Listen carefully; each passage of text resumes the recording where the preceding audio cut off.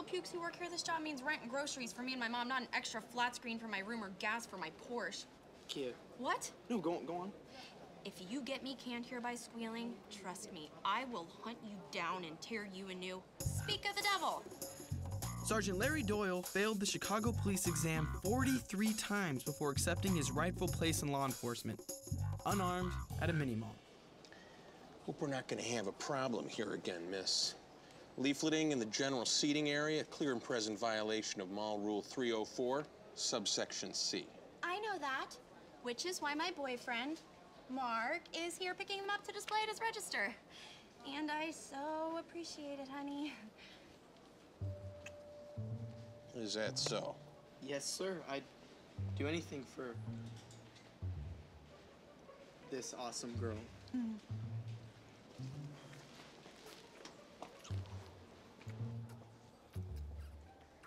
Hey, break it up, huh? Why is there some mall law against two people being in love? A mall is a cathedral of commerce. Buy something or sell something. Copy that.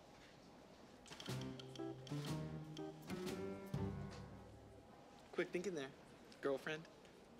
Thank you for the throat exam. And I think we should probably schedule a follow-up, say, now.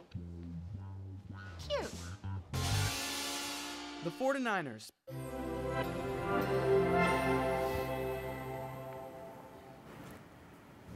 You know, now, so now we're all familiar how, the studio system works in traditional television and in features, but it's a little different in digital. So take us through that whole process. When you have a studio, how does that work?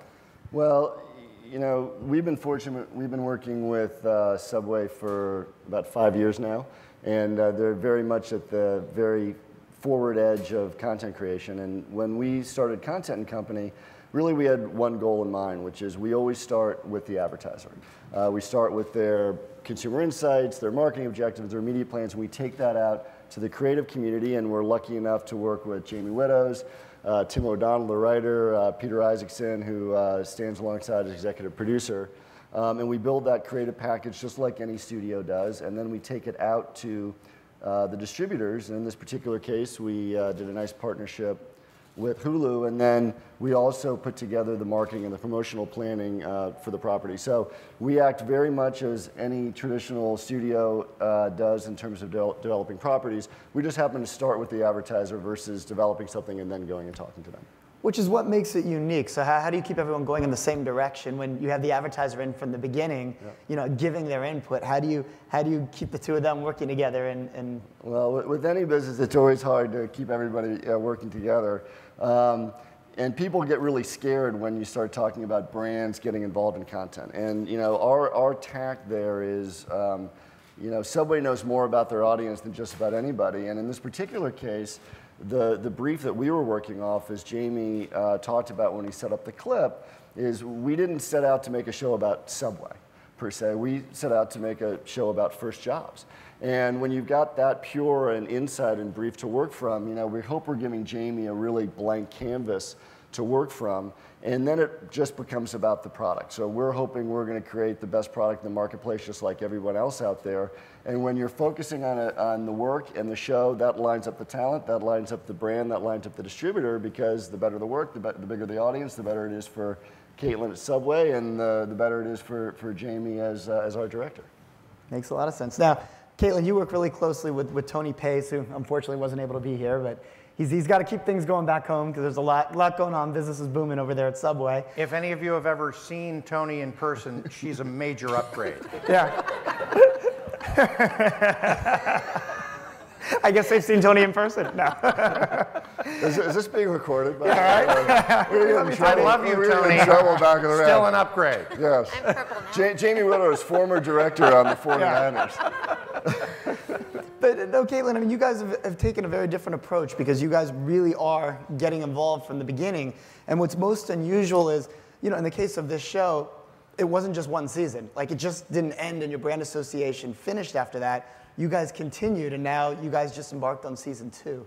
Yeah, and I think, talking about having the brands, hand too much in the pot when we're developing this, I think we have a fine balance here of obviously knowing what our brand objectives are, but we never want it to be too overt. We don't want the kids coming into Subway, when they're going to lunch or when they're there for their after-school snack saying, I'm going to have the meatball marinara with blah, blah, blah, blah.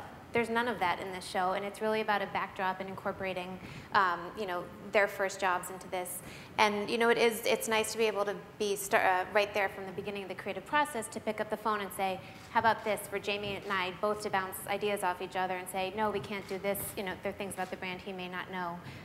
But to have that close collaboration, it makes it all the more efficient in the long run to be able to be right at the start of the development process there. And what's that like for you, Jamie? And that's, and sort of touching on that, because Subway has literally, creatively been so generous with their brand on the creative side, all of the suggestions are about they'd like to speak to a certain group of people. Well, creatively, so do I. They would like to address certain conditions of the fact that teenage boys consume massive quantities of calories in the afternoon. Well, we can have some fun with that creatively. There's lots that we can do, and on the flip side, every note that has come from Tony or Caitlin has always been qualified with or not. If you can't do it, that's fine. And that kind of collaboration makes it very easy. Nobody's being dictatorial. Nobody's forcing us to turn the bottle in the right direction or fluff up the lettuce a little more or anything like that. It's about life at a Subway. It's not necessarily about Subway. And I think that's true with any partnership we enter into, not just with this, but any network partners. The writers know their audience, and we're not going to try to change that. It's not going to be a good outcome for anyone involved if we are too heavy-handed in that process and too overt trying to get too much branding out there. And what are some of the elements you look for when you're looking and evaluating a partnership? Does this make sense? Is it on point with the brand? What is it Subway looks to see? Yeah, I mean, we obviously, have a very heavy, media buying power on air, most of the year. We have many platforms we like to hit with our fresh, our health heritage. We have our value, the $5 footlongs. We have indulgent messaging.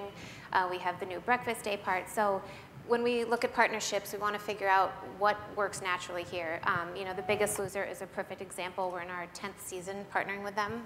They're in season 14 right now on air. But that makes perfect sense for our health platform. And as our menu offerings and our messaging has evolved, even with our famous fans and Jared, that's a perfect way for us to organically integrate into that. Whereas in some of our sports platforms, we can use our official training restaurant and how Subway is fuel for training for a lot of our athletes. So it really, you have to find the right partnership. We never want to force a message, into a wrong show. So it's very, selective in that process. Well, I think what's also interesting about how Subway likes to work is it's all about long-term partnerships. Mm-hmm. So this is, needless to say, a very experimental space. And you learn as you go, and we're all figuring this out and navigating as the market continues to change. And Subway is really the best at that. They're in it for the long haul. They're really smart about building up those relationship learning as we go and making the next season even bigger and better, as you go forward. Let's talk a little bit about the distribution element of Sure. it. So, obviously you need to get eyeballs on the content. Everyone can have great content, but if no one's seeing it, sort of what's the point? How do you decide, who the right partner is going to be? In this case, it was Hulu. How did that come about, the whole partnership with them for it? Well, I'm not sure we decided on Hulu or Hulu decided on us.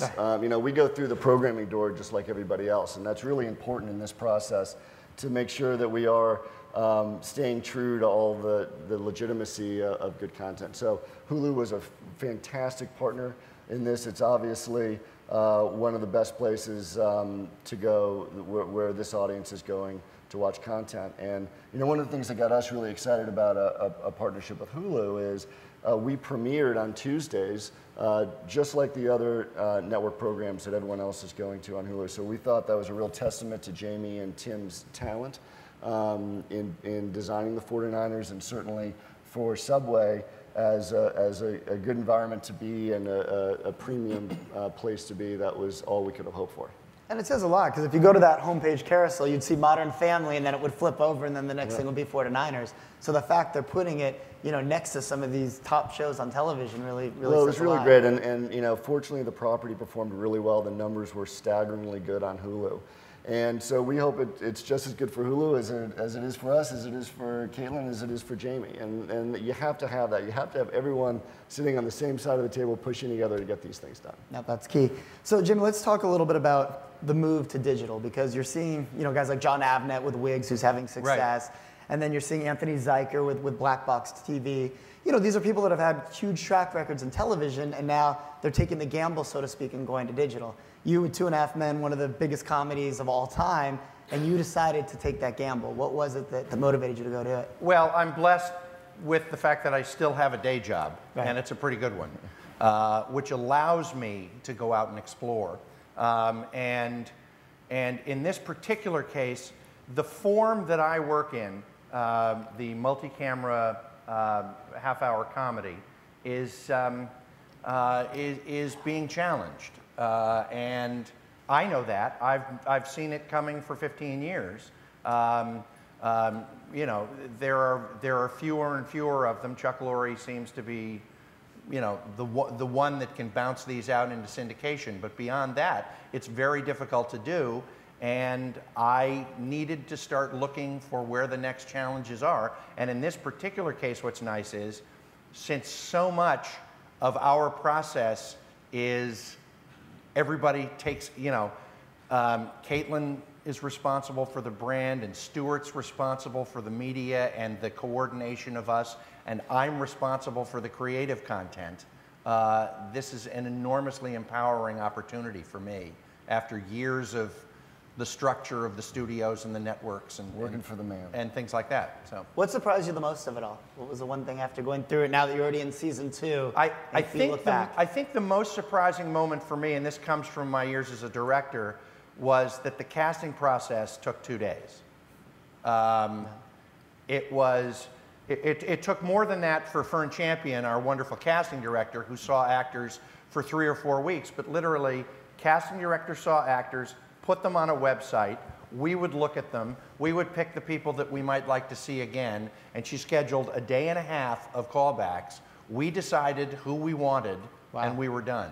And we showed them to Subway, and they said, great. It's a very straight line. I mean, when you're working directly with the brand, these decisions are quick, they're simple, and super efficient, both from a production standpoint, from a cost standpoint, from everything else. You're cutting out all the middlemen. And let's talk more about the creative process, because you touched upon it earlier, Caitlin.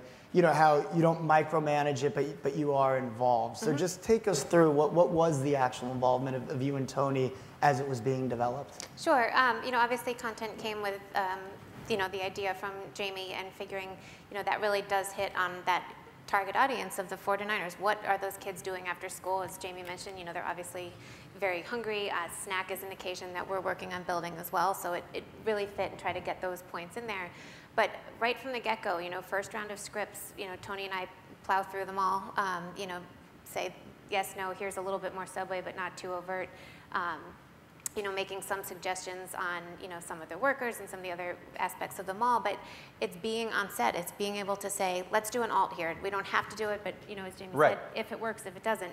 But just to have that option of an alt that, no, it's something that we can use, on our own distribution channels. But it's not hand-holding at all. It's just being present there and not, letting them run off and film it and then come back and say, why'd you do that, or anything like that. So really, being present there, I think. And how about the post-production process? How involved are you in that? Do you just let him turn in a cut and give notes then? Are you actually involved leading up to it? Let him, run with that and turn in a cut, and then, we make some comments, but there aren't really too many that. I mean, at the end of the day, and we should also, Tim O'Donnell, who's not here, who was my partner in creating this and is a wonderful writer for years and years and years on his own.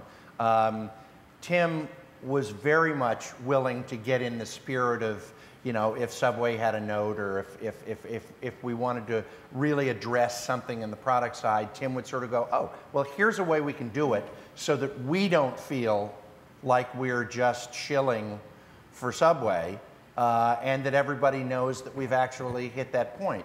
You know, I think we were, I think in this particular case, and I have to go back to Stuart on this because that is what Content and Company does, he made a really good marriage here between creative and brand. Well, and this one was particularly easy when, you know, Subway has 28,000 stores in the U.S., so the chances that the audience actually did have their first job at Subway is probably more likely than not. So it wasn't too much of a reach here to have, and you know, Subway really is the backdrop to do that. So creatively, it couldn't have worked out. It was kind of better. an interesting thing when we premiered on Hulu with the first episode. And my kids tell me, Dad, don't read the comments. Don't read the comments. I can't help it. I read the comments. I want to be liked. A couple of the comments on that first episode were, well, this is obviously a commercial for Subway. I got very nervous at that because actually, if you were to see it, we don't mention Subway. We don't make sandwiches. Rarely does somebody actually order something. It's just about a kid who works there. And Subway is very organic to the process. But what was interesting is that on Hulu, by the 6th episode, there was no mention of that anymore. It was all about, geez, do you think Mark and Beth are going to stay together? Is, you know, is Doyle going to be continuing to? It was all about the characters, and eventually what product integration there was kind of gets completely blended into the characters. And the wish they were longer. Right. Yeah, and we wish it was longer. One other point of just which it being is now. close collaboration. Knowing Subway's unique, you know, our own distribution model of having 28,000 stores, we have foot traffic of 38 million people a week, 20 million Facebook fans and 1 million Twitter followers. We could also be on set and say, hey, let's cut this little promo piece that might help us, you know, drive viewers to Hulu. So that, you know, also worked. Well, let's talk a bit about that, because you did create some of these promos. So it wasn't just the show. There were all these ancillary elements that you were putting together that you guys have been able to roll out to promote it. Yeah, again, but this creatively, this is a new world, and how fun is it to be able to get into a little bit into their business and a little bit into, I mean, you know, as an actor, I think I probably was in 300 commercials, you know, 35 years ago, and it's fun to get back into some of that content. Well, you know, it actually completely changes the value equation. So, you know, we're not sitting there with a stopwatch saying, oh, look, there's Subway signage for 20 seconds here or there. With, you know, Subway is a gigantic distribution channel on its own. So the fact that we were able to create additional assets that can go out to Subway's giant Facebook fan base, to their Twitter following, to plug into their stores and piggyback on their media buys, that's really where the value comes in. So really for all of our programs, and this one in particular, you know, if our brand partners aren't using a property at least 6 ways, it's kind of like, well, what's the point?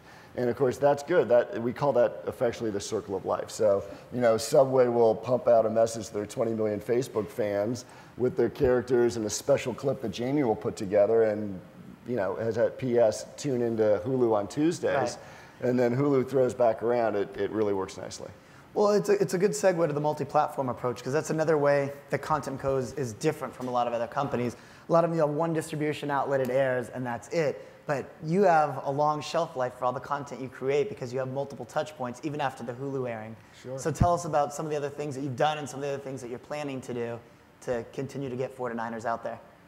Well, you know, we sit as an independent studio, so we've got a pretty broad view of the world, and you know, Subway being so massive, they're just about everywhere. So yes, they're on Hulu, yes, they're on broadcast, yes, they're in social media channels. So we have to design the property so that it can fit in all those places, so that, you know, Subway can kind of seamlessly draft behind it into every nook and cranny that we can find. So for the 49ers, we had multiple windowing beyond Hulu. We're going to dial that up a notch. You'll see in March when we launch the next go around.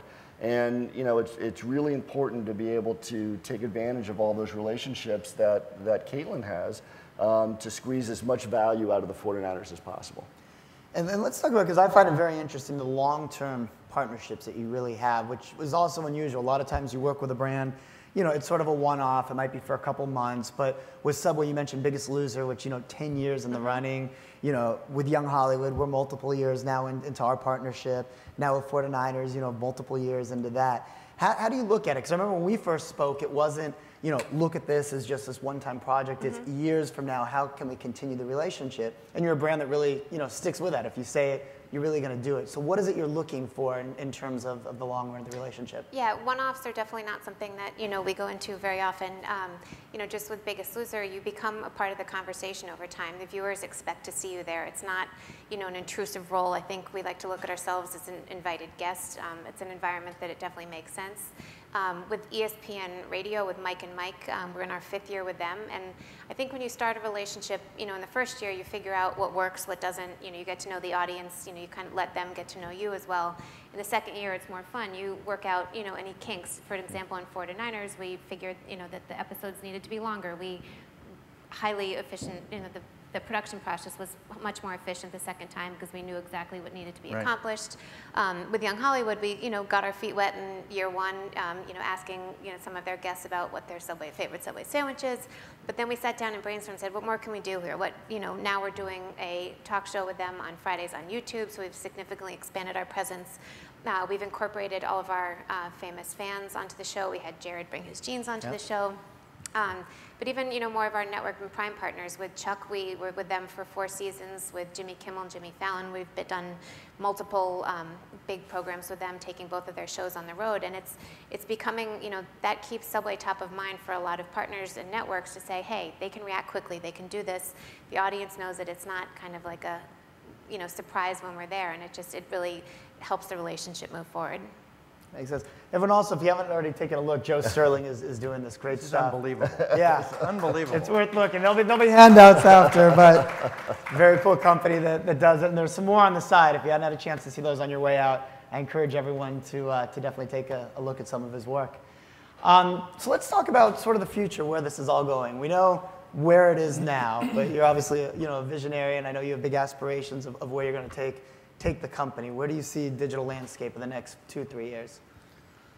Well, I think probably the same as everyone. I mean, you know, Young Hollywood is a channel that is succeeding because that's where everyone's going to get their content. And, you know, with the 49ers, I think what's so interesting from where we sit, the 49ers, is that we successfully went into the scripted place. You know, premium scripted is not a place where a lot of brands really want to go play. It's obviously, it's cumbersome. There are a lot more moving parts. You know, to attract talent levels like Jamie is no easy feat. So, you know, we were, you know, really excited about building this thing. So when you look at it at Hulu, it looks like a sitcom. And a lot of people have said that. A lot of people have been very complimentary about it. And certainly when we build it up, we have an eye for that. We have an eye both for broadcast and for digital. And you need to have a little bit of both. You need to have a yin and yang.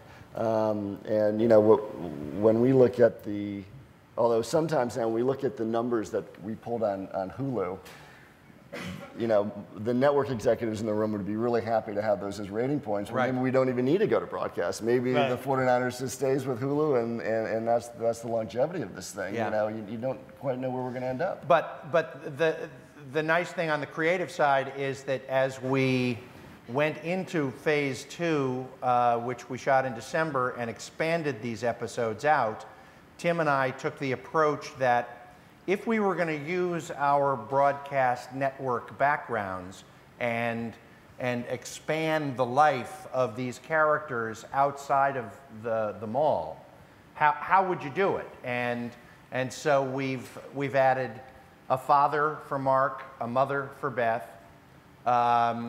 We've explored the possibility that the father and the mother have actually been dating unbeknownst to their 2 children. And actually have played with the idea and embedded a real live half-hour pilot in the new expanded version that'll come out in March. So who knows? I mean, we're going to explore all the areas.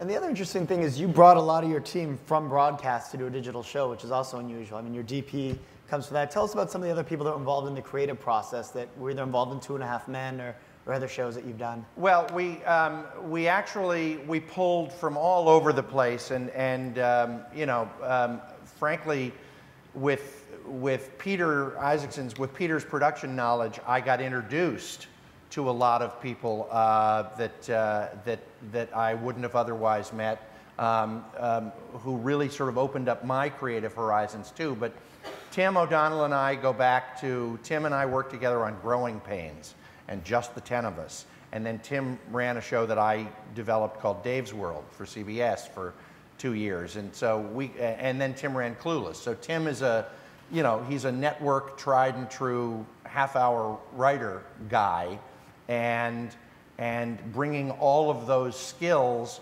to this new form. And as the show is kind of a hybrid. There's no audience, which I do. I work with an audience every Friday night, and yet we're using a lot of the same rhythms that come from the audience shows and a lot of the style of shooting. So, you know, it's a hybrid. And I think when you build a production like this, you know, that's the level of talent that Subway should be in business with, and that's the level of talent that Hulu expects. So, you know, that's really the big move I think we've been seeing over the past couple of years is the level of network talent that is now getting into the space and starting to play around a little bit, and it's really getting interesting. Yeah, it is, more and more. So let's talk, Caitlin, a little bit about the planning process, because you guys have shifted a little bit. It used to be, you know, 80% of your media was all pre-planned and only 20% was opportunistic. And now it's almost the complete opposite, where you guys are really able to be nimble and flexible and not plan a year out or plan 2 years out. If the right opportunity comes, you know, you can move quick. I know we brought you stuff and, you know, 30, 60 days later, like it's actually happening, which doesn't happen. You know, usually you talk to a brand and it's, oh, let's talk about Q4 and your Q4 the previous year. So how are you guys able to do that and move so fast? Yeah, I mean, obviously we spend quite a deal of money in the media, but being nimble and fast, and I have a direct line to Tony. There's not, you know, a lot of red tape to go through, you know, I think, to get answers. We also like to say, Tony loathes the word that we're a cool brand, but he likes to say that we're a current brand. So we're, you know, obviously working with top talent, you know, as far as our athletes like Michael Phelps, Apollo Ono, you know, RG3. So being current really has given us that ability to react quickly and, you know, kind of reserve some of those dollars for what is happening right now so that we can act on those. Obviously, you know, with Young Hollywood, the growth on YouTube has been unbelievable, on younghollywood.com. So, you know, that was a current, you know, place in the media that we needed to be. So I think that, you know, having those dollars available, you know, for any programs that Stuart might be finding, you know, or any partnerships that are brought to us, I think is imperative. And when you build these, you know, it is fortunate that Subway is smart about all the opportunistic funds they have so they can turn on a dime. But you also need to build these programs so they become annual events for the brand and actually can feed into their long-term planning. So in the beginning, you're okay, let's see if we can hit a single here, and if it works, okay, now how can we build this for the next 3 years? And that's, again, where the whole value equation starts to come out to say, you know, to be like, great, it's March, we're doing the 49ers, or it's you know, the fall, we're doing the Fresh Artists, or we're doing Young Hollywood. You know, that's really the balance. You know, you can't look at these things as one-offs. You can't just be throwing stuff at brands and hoping something sticks. There's a business side of this that's really important that you have to be mindful of. Makes a lot of sense. Are there any questions out there? We got about 12 minutes left, 13 minutes left. I want to see if anyone had any questions. Do we have a mic or something, or? I think we got a mic coming. Yeah, right there, just going up and go from there. How does Subway measure the ROI on something like this? 49ers, we're still working on, you know, some measurement. Obviously, you know, look at views and things like that. But a lot of our integrations on Prime and sports and cable, we do look at a measurement system that yields the.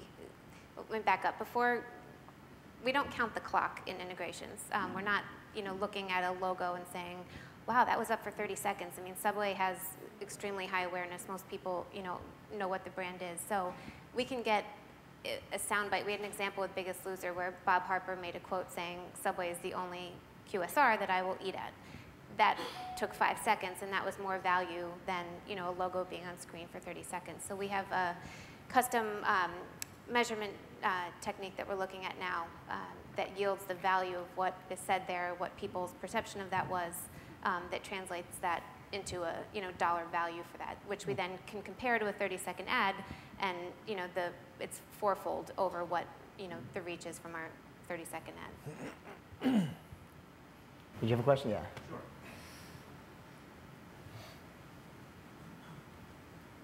Hi, I'm from Connecticut, big Fred DeLuca fan.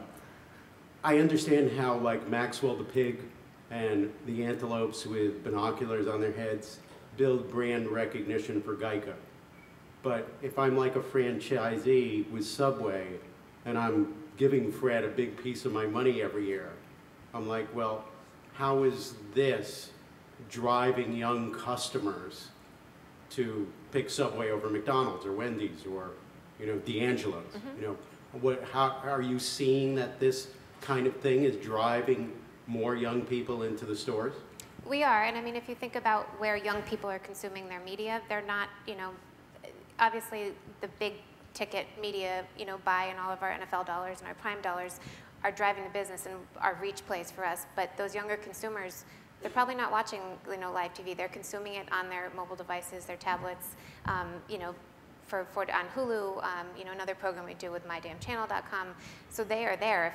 We're not getting them on mainstream TV, so it has to be there, and resonating in the place that they're consuming their media, which I think is hard, for traditional franchisees, to comprehend, but it is where that has to go, and they understand that. And I think that's where you can also turn to social media because they're really good about creating hashtags and whatnot. So in the case of Fresh Finds or Fresh Take, the conversation's actually happening. Well, if someone's watching 49ers, maybe they're talking about it amongst their friends when they're doing stuff with us.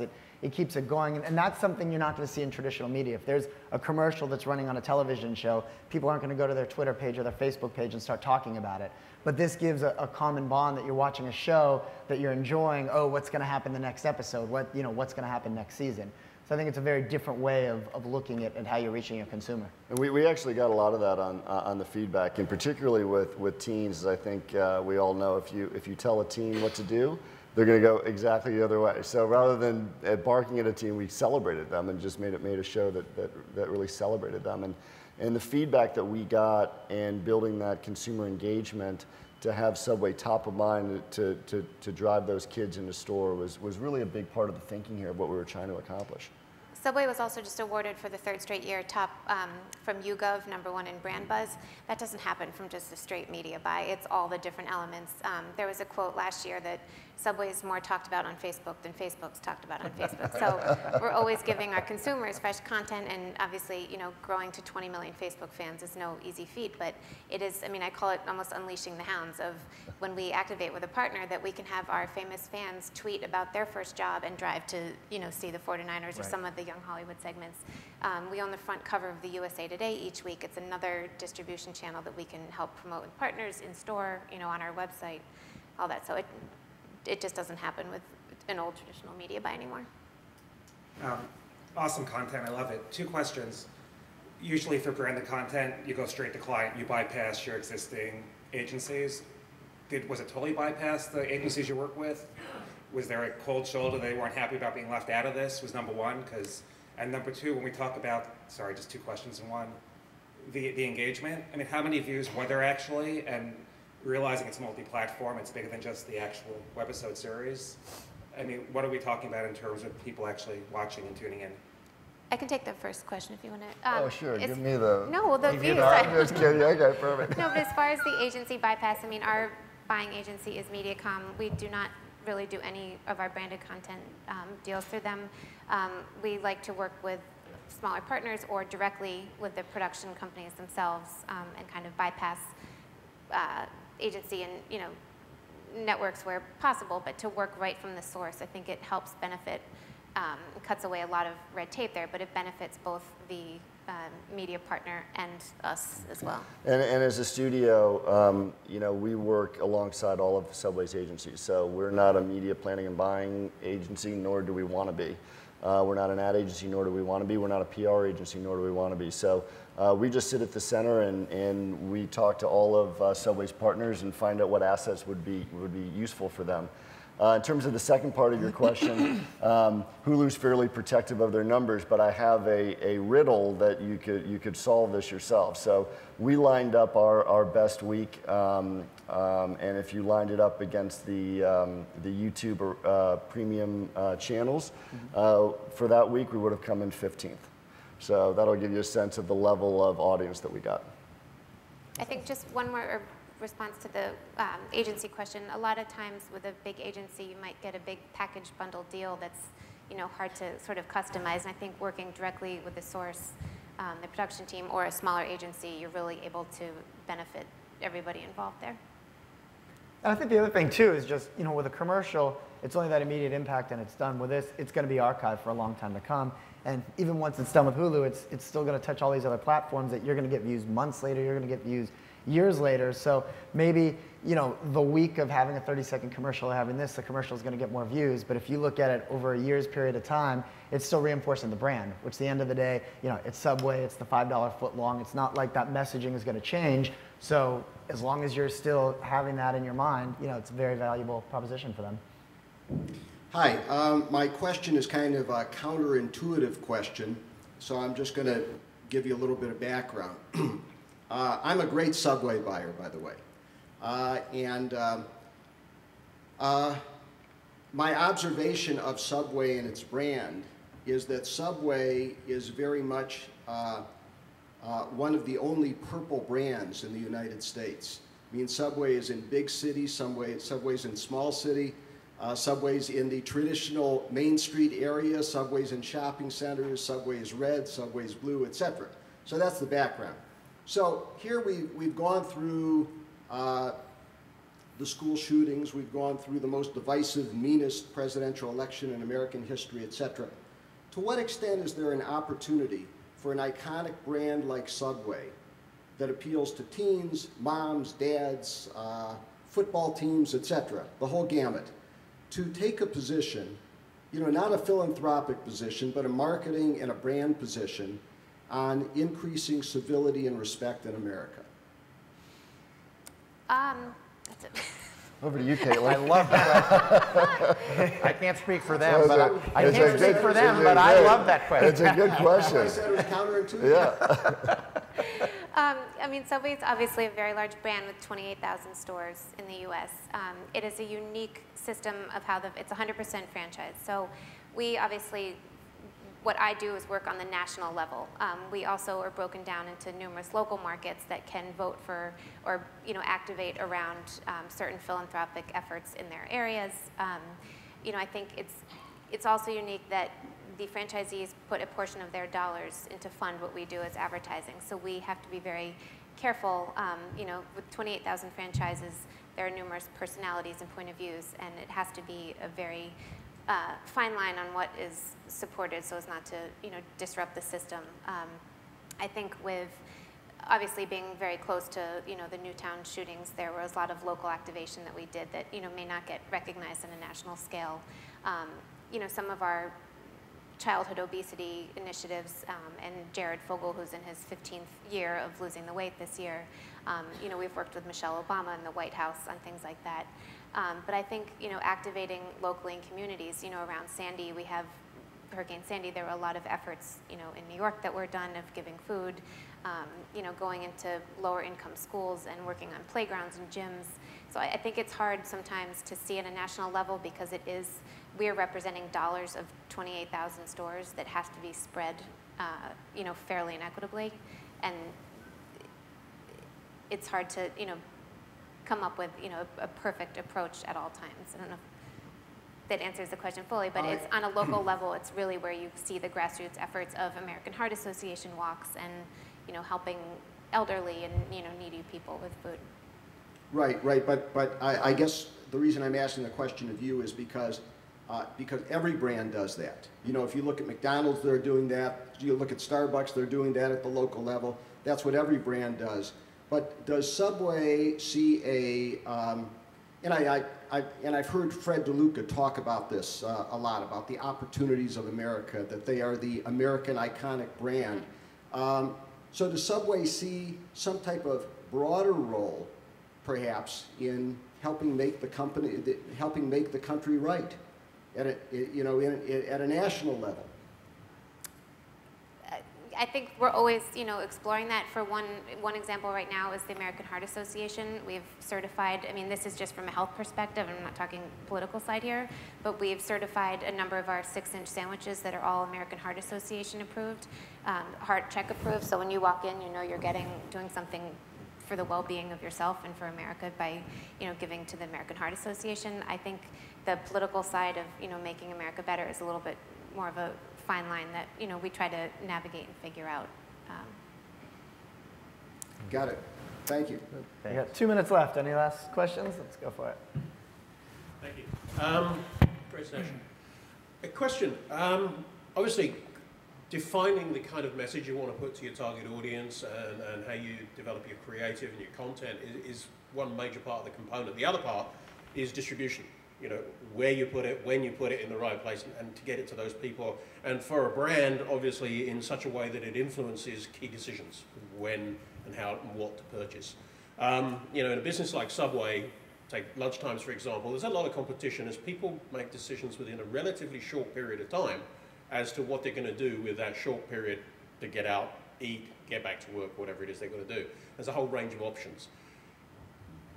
With that in mind, how do you currently take your decisions about where to place content in the, say, 2 hours before the lunchtime, or the 2 hours before the early evening time when people are likely to go there, or the 1 hour? How do you select your media in order to make the most of the content investment you've made so that it'll resonate and put you front of mind in a way which is going to say, yeah, okay, I'm going to go to Subway, I'm not going to go to McDonald's or Olive Garden or God knows where else?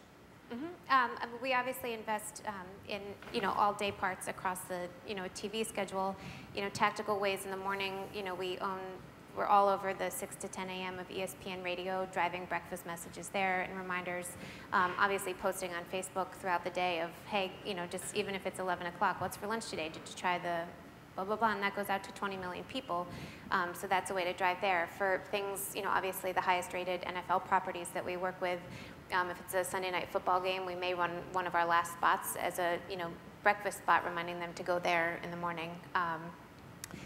Even with some of our digital partners, and launching around lunchtime or for snack time and giving ideas for that. But it is, every spot is looked at. It's not just a run this now. It's a scientific process of where we place all of our messaging. Well, that's it. Thank you, everybody. Thanks, guys, for joining. Thank you. Right on time. Like that.